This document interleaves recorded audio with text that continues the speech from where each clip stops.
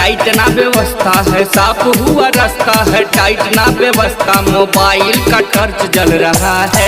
ए बम मेरा battery low हो गया है। अरे क्या बोल रहा है बम जरा, अब लगीचा आ गया है। ए बम जनरेटर चल रहा है, साइलेंसर से धुआं निकल रहा है। ए बम जनरेटर चल रहा है, साइलेंसर से धुआं निकल रहा है।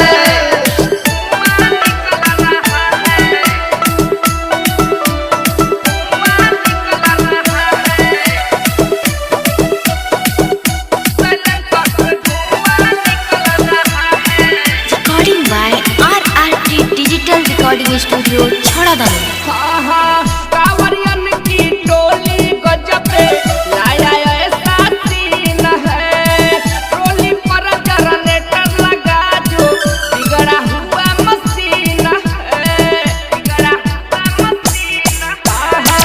कांवरियन की टोली गजबे लाया ऐसा सीन है, टोली पर जनरेटर लगा जो बिगड़ा हुआ मशीन है। पैदल दूरी तय कर लिया है, पैदल दूरी तय कर लिया है, समय सब काटल रहा है।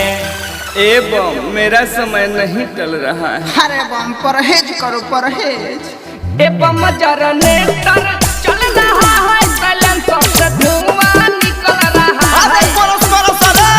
ए बम जनरेटर चल रहा है, साइलेंसर से धुआं निकल रहा है। समझे बात?